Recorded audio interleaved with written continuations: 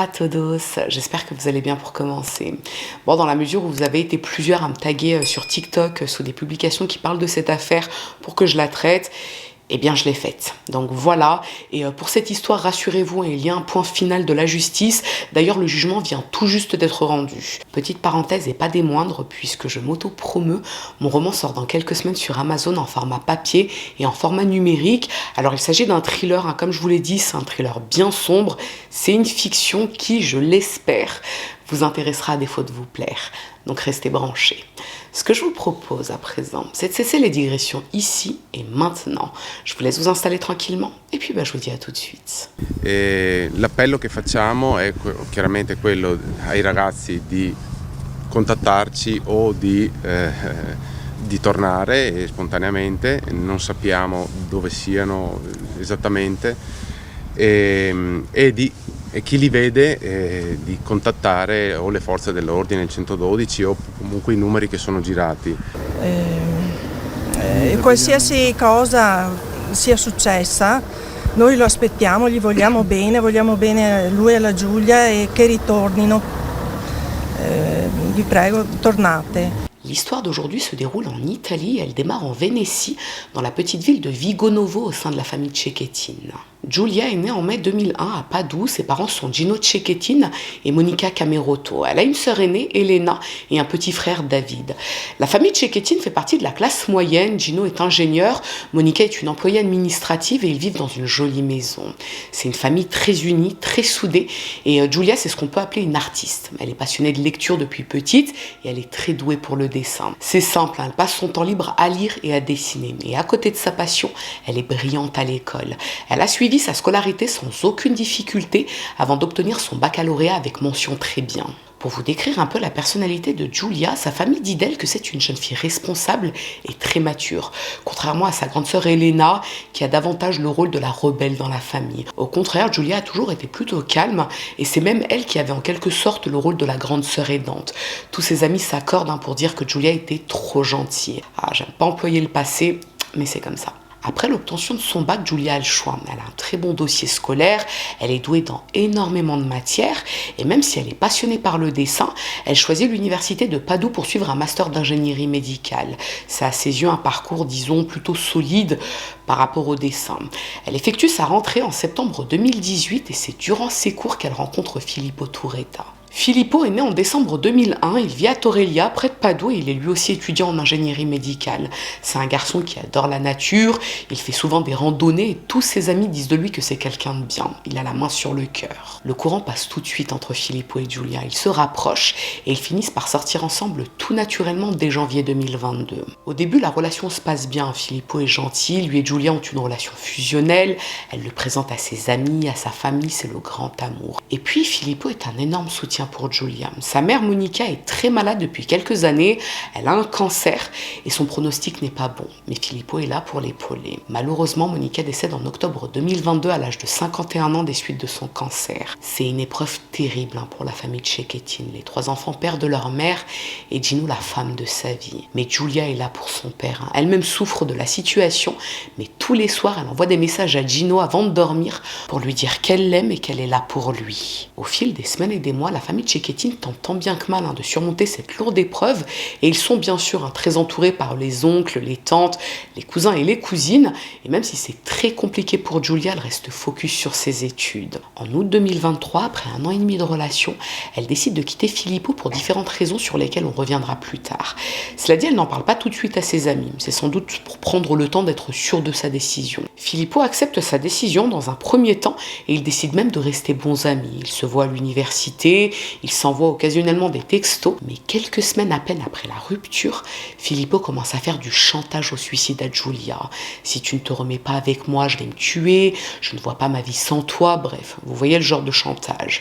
Alors comme je vous l'ai dit, Giulia c'est une fille très gentille, trop gentille peut-être, Elle ne veut pas être la cause du suicide de Filippo, donc elle accepte de le revoir occasionnellement.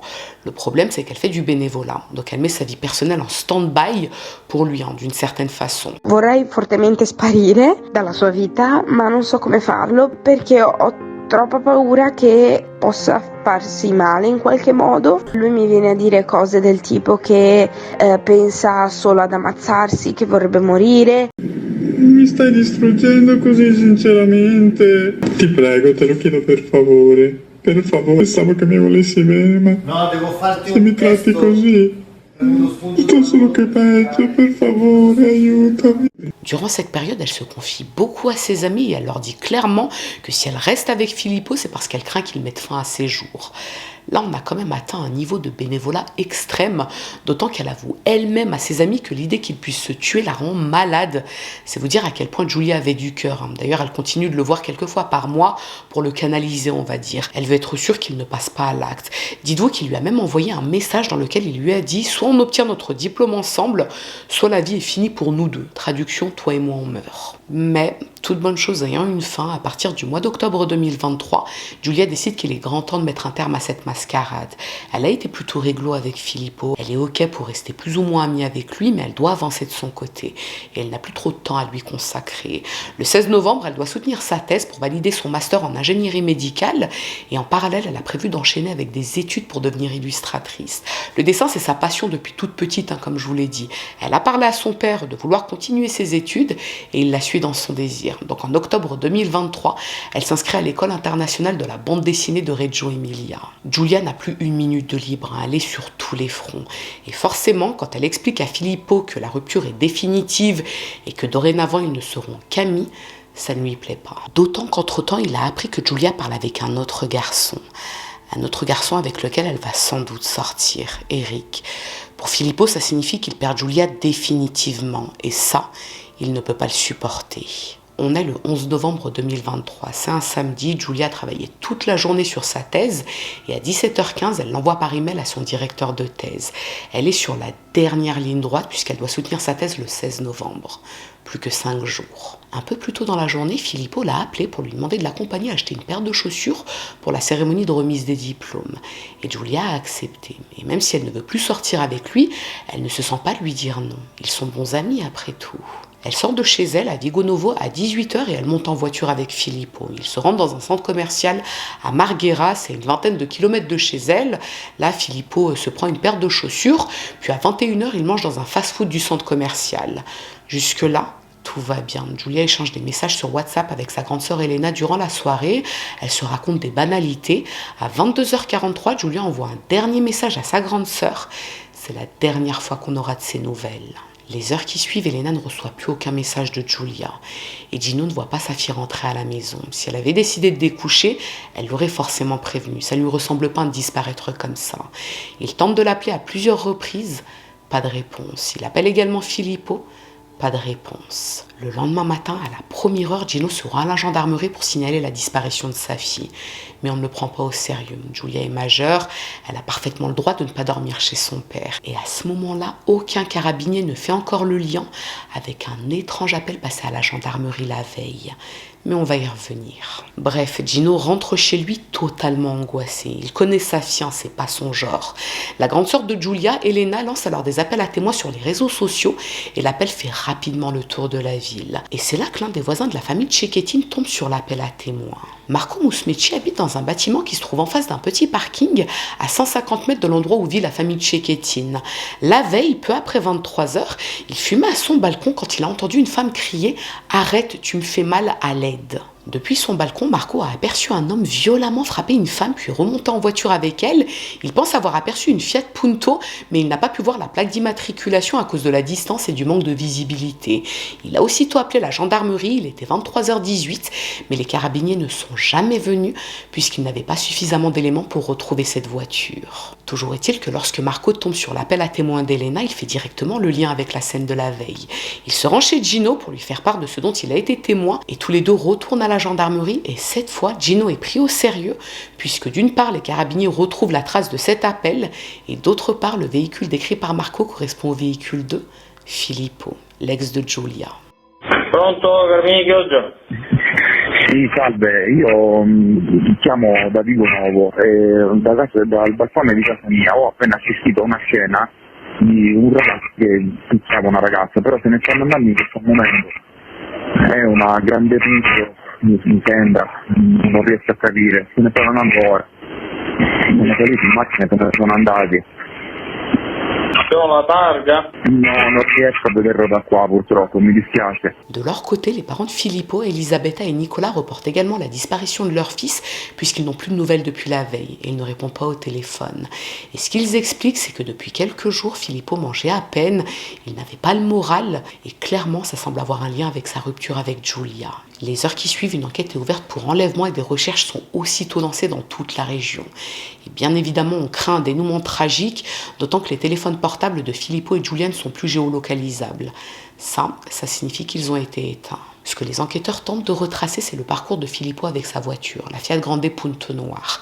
La nuit de la disparition de Giulia, vers 1h du matin, la vidéosurveillance a repéré son véhicule près d'un lac dans la province de Pordenone. C'est à un peu plus d'1 heure en voiture de Vigonovo, et le véhicule repart après une longue pause de plus de 2 heures. Les jours qui suivent, la vidéosurveillance et les caméras de circulation ont intercepté des passages en Vénétie, en Frioul-Vénétie julienne, dans le Tyrol du Sud, et la dernière fois que la voiture est filmée en Italie, c'est le dimanche 12 à 9h07 sur la route nationale reliant Cortina d'Ampezzo à Dobbiaco, c'est près de la frontière autrichienne. Et c'est à cet endroit que Filippo a fait le plein à une station-service avec un billet de 20 € taché de sang.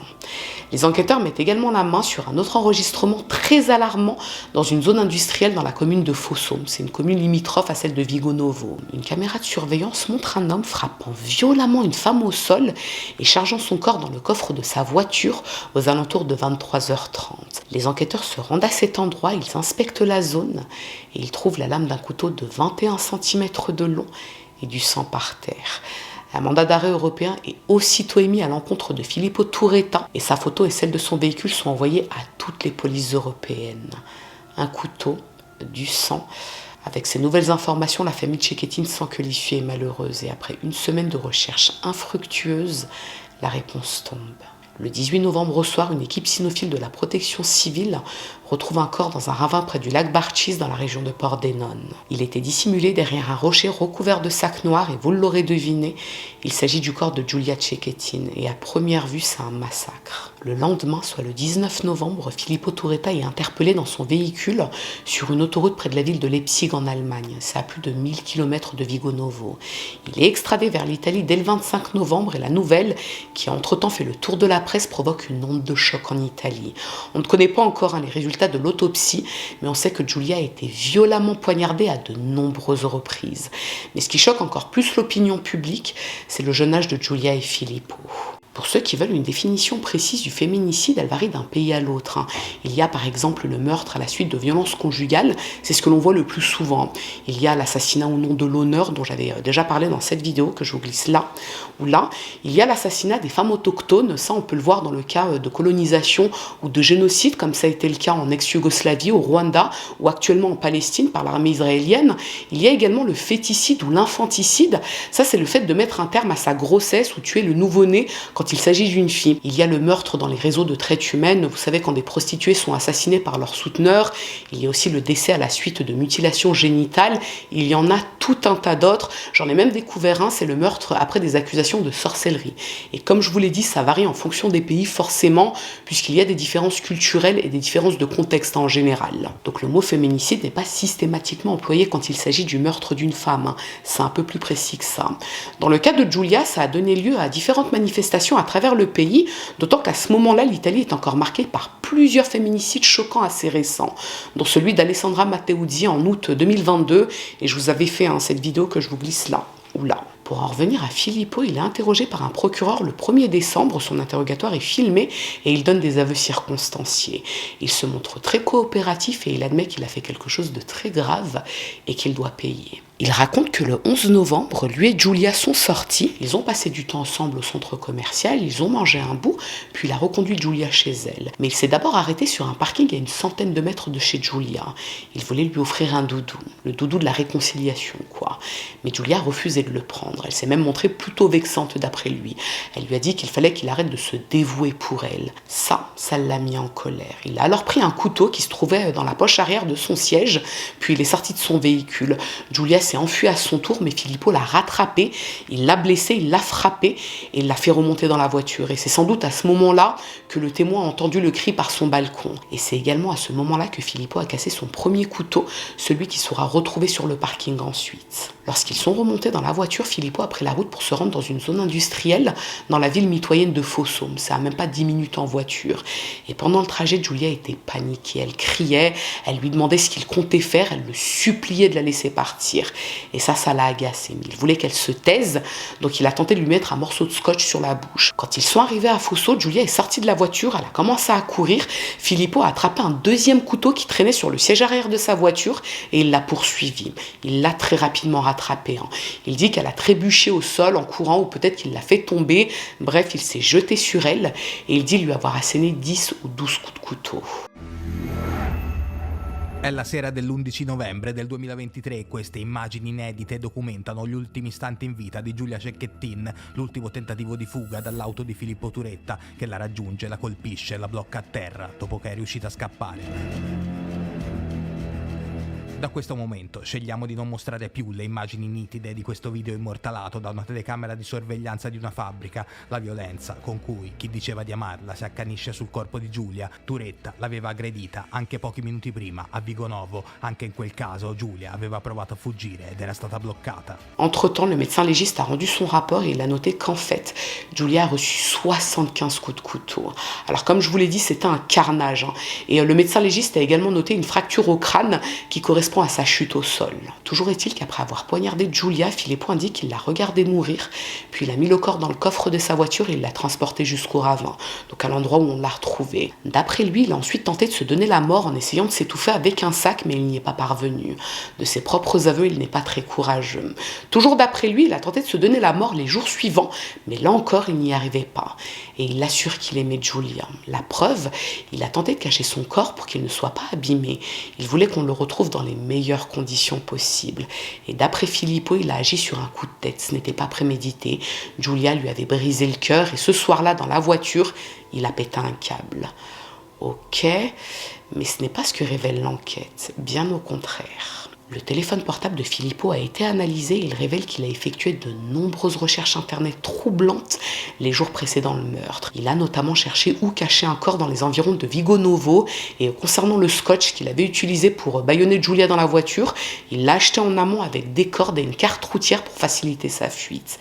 Alors là, vous vous dites certainement, ok, mais pourquoi une carte routière et pas son téléphone portable ? Eh bien, tout simplement pour ne pas être géolocalisable. Ça ressemble à de la préméditation, ça, non ? Filippo Turetta est mis en examen pour assassinat avec pour circonstances aggravantes la sauvagerie et la cruauté, ainsi que pour harcèlement, enlèvement, dissimulation de cadavres et port d'armes. Alors jusque-là, logique.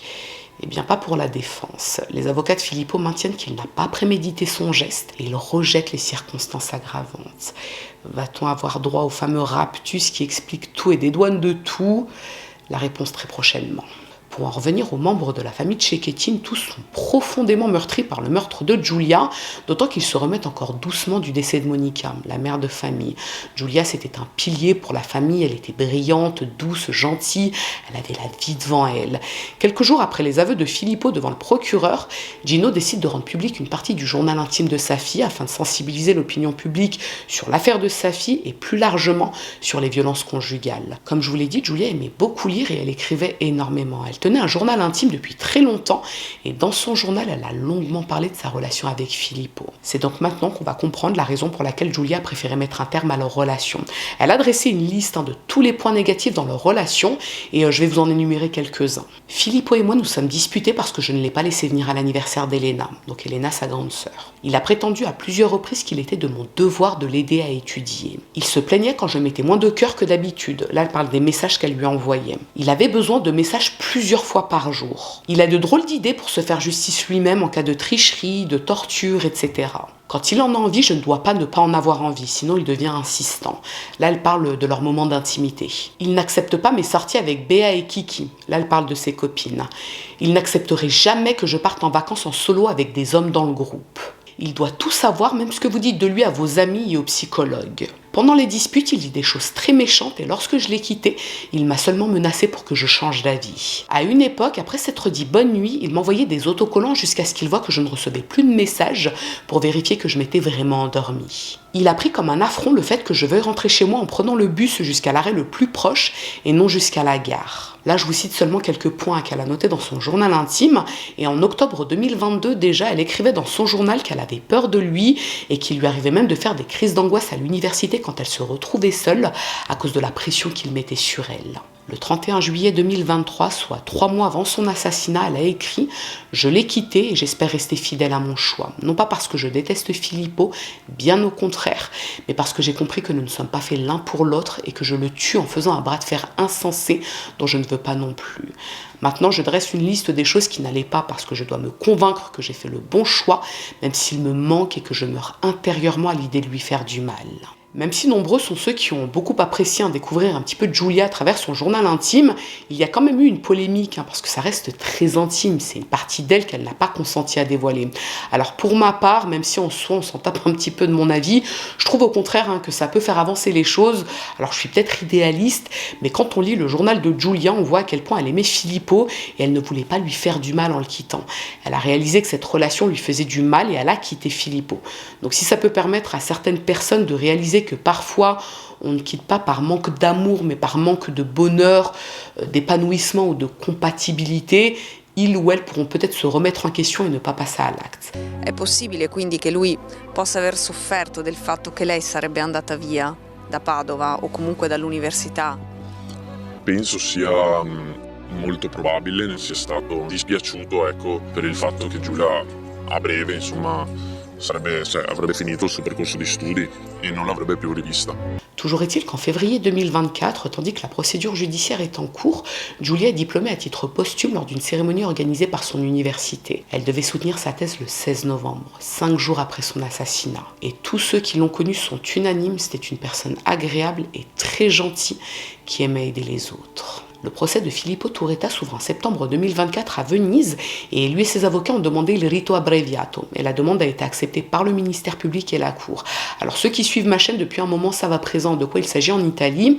C'est une procédure courte durant laquelle la justice économise de l'argent puisqu'il y a moins d'audience, il n'y a pas d'intervention de témoins, pas d'experts mandatés par la justice et en échange, si l'inculpé est condamné, il bénéficie d'une réduction d'un tiers de sa peine. En théorie, ce type de procédure ne peut pas être demandé pour les crimes dont la sentence est la perpétuité forcément, mais dans le cas de Filippo, il a demandé cette procédure pour accélérer le procès sans demander la réduction de sa peine. Le but, si j'ai bien compris, c'est de réduire le temps de la procédure et faire en sorte que le procès ne devienne pas un cirque médiatique.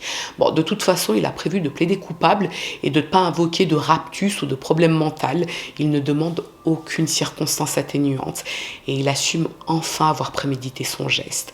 Il avait commencé à planifier le meurtre depuis le 7 novembre. Bon, j'espère avoir été clair et j'espère surtout avoir bien compris les motivations de Filippo. En gros, il assume ce qu'il a fait, il accepte d'être condamné pour ça. Pour rappel, il est jugé pour assassinat avec pour facteur aggravant la sauvagerie ainsi que pour enlèvement, dissimulation de cadavres et port d'armes. Les facteurs aggravants de cruauté et de harcèlement ont finalement été exclus. Da un punto di vista emotivo magari vorrei in certi momenti chiedere scusa o cose così, però penso che soprattutto che sia ridicolo, fuori luogo, visto le entità, cioè visto grave ingiustizia che ho commesso. Io penso che delle scuse potrebbero solamente creare ulteriore emozioni negative, ulteriore dolore verso le persone che già provano dolore e sofferenza per quello che è successo. Le 3 décembre, après 5 audiences, c'est sans surprise que Filippo Turetta est reconnu coupable. Il est condamné à perpétuité. Il doit en outre reverser 500 000 € à Gino Cecchettin, 100 000 € à la sœur et au frère de Giulia et 30 000 € à son oncle et à sa grand-mère. Après sa condamnation, Filippo a réagi, il a expliqué que cette sentence était juste et qu'il s'y attendait, mais qu'il ne souhaitait pas parler avec ses parents pour le moment. Elisabetta et Nicola n'ont pas assisté aux audiences, ils ont préféré garder le silence sur cette affaire durant toute la procédure, mais ils restent présents pour leur fils. Ils continuent compte même lui rendre visite au centre pénitentiaire de Vérone où il est incarcéré. Et compte tenu de la réaction de Filippo après son jugement, il y a peu de chances qu'il fasse appel. Gino, le père de Giulia, a réagi. Il a déclaré qu'il ne se sentait pas soulagé par l'issue du procès parce que toute cette histoire est un drame de toute façon. Mais il a le sentiment que justice a été rendue à sa fille. Voilà tout pour l'histoire de Giulia Cecchettin, cette jeune étudiante brillante de 22 ans, cruellement assassinée par son ex-petite amie une soirée de novembre 2023. Quando Giulia è venuta da me con tanta timidezza, perché dopo averla accompagnata in 3 anni di ingegneria, lei mi ha detto: io mi laureo papà, stai tranquillo che mi laureo, però poi vorrei fare l'illustratrice. Ecco, questo gesto ha dimostrato un coraggio, una capacità di guardare dentro di sé, di capire quello che effettivamente lei voleva fare. E devo essere onesto che se non avessi vissuto l'esperienza dell'anno prima di perdere mia moglie, probabilmente avrei insistito perché continuasse il lavoro di ingegnere. Perché poi gli eventi ti cambiano, proprio assolutamente. A vivere poi la vita. Capisci dagli eventi, soprattutto quelli più dolorosi, cos'è la vita, quanto breve possa essere. E allora io le ho detto: Giulia, tu devi fare la scuola, ma non devi vederla come punto di arrivo, devi vederlo come punto di partenza. Vai e cerca di essere la più brava illustratrice d'Italia. Il sorriso in quel momento nel volto di Giulia è una delle cose più belle che io ricordi nella mia vita. Bon, eh bien, si vous en êtes à cette partie, j'en suis ravie. Ça signifie que vous avez regardé l'entièreté de la vidéo. Et je vous avoue que ce que j'ai trouvé le plus peinant dans cette affaire, outre l'assassinat de Giulia, c'est le fait qu'elle ne quitte pas Filippo par compassion. Elle restait avec lui pour ne pas lui faire de peine. Et je suis convaincue que ça arrive beaucoup plus souvent qu'on ne le pense. Alors, oui, ce qu'il a fait, c'est atroce, horrible. En plus, il l'a massacrée, la pauvre petite. Mais si j'ai bien compris ses motivations lors du procès, il voulait assumer ce qu'il avait fait. Déjà devant le procureur, il a assumé, et moi je trouve que c'est correct. Alors certains diront oui, mais bon, il l'a quand même tué, il l'a massacré. Oui, c'est vrai, il l'a massacré, cette pauvre fille, en plus d'avoir bousillé sa famille. Mais je trouve que c'est toujours plus satisfaisant quand quelqu'un n'essaie pas de se cacher derrière la folie ou le fameux raptus qui apparemment dédouane de tout ici-bas. Bon, je vous glisse quelques affaires avec cette histoire de raptus. Je trouve que c'est bien qu'il a assumé, même pour la famille de Giulia, c'est toujours mieux quand quelqu'un assume. Je dirais pas que ça facilite le deuil, mais disons que c'est un combat en moins à mener pour la famille. Je sais pas si vous voyez où je veux en venir. Parce qu'il y a eu tout un tas d'affaires où le ou la meurtrière n'assumait pas. Et au final, c'était la victime qui était blâmée. Et c'est ensuite à la famille de la victime de devoir en plus se battre sur ce terrain-là. Donc moi je trouve que c'est bien. Et puis, ma foi, comme je vous l'ai dit, cette affaire, on me l'a suggérée sur les réseaux. C'est sur TikTok et Instagram. On m'a beaucoup tagué sur TikTok par rapport à cette histoire. N'hésitez pas à me taguer sur TikTok et Instagram quand vous voyez passer des affaires. Et bon, justice a été rendue à Giulia et j'espère que pour sa famille, en plus, ils ont perdu leur maman, du coup la femme de Gino, un an avant le drame, pardon. Putain, quelle misère, vraiment. Bon, et concernant sinon la sortie de mon roman, c'est à la fin du mois normalement ou en début janvier. J'ai tellement hâte, si vous saviez, là j'ai déjà trouvé la personne qui va s'occuper de la couverture et je suis déjà en train de travailler sur la deuxième partie de mon roman. Alors en théorie, on est censé attendre la sortie du premier tome et voir comment les gens reçoivent l'histoire. Mais moi, l'histoire, elle était déjà dans ma tête, en fait. La suite était dans ma tête et il fallait impérativement que je l'écrive. Donc là, je vais commencer à l'écrire. J'espère la finir sous quelques mois. Comme ça, si je vois que mon premier tome est bien reçu, je pourrais mettre en route le deuxième tome. De toute façon, je le sortirai tôt ou tard parce que je ne l'ai pas écrit pour le laisser planquer. Et je me dis, pour les quelques personnes qui liront le tome 1, autant avoir la suite. Et je pense que je vais m'arrêter là parce qu'il est déjà plus de minuit et je suis fracassée. J'ai mangé trida sauce blanche tout à l'heure. Pour ceux qui me suivent sur Instagram, vous savez quel jour on est. On est le jour où j'ai cuisiné la trida. Voilà, c'est maintenant. Je l'ai mangé tout à l'heure. Ça m'a mise KO. Donc voilà, ce que je vous propose à présent, c'est que si cette affaire vous a intéressé à défaut de vous avoir plu, n'hésitez pas à mettre un petit j'aime sous la vidéo, mais surtout, n'hésitez pas à vous abonner, c'est encore mieux. Je vous dis à très bientôt.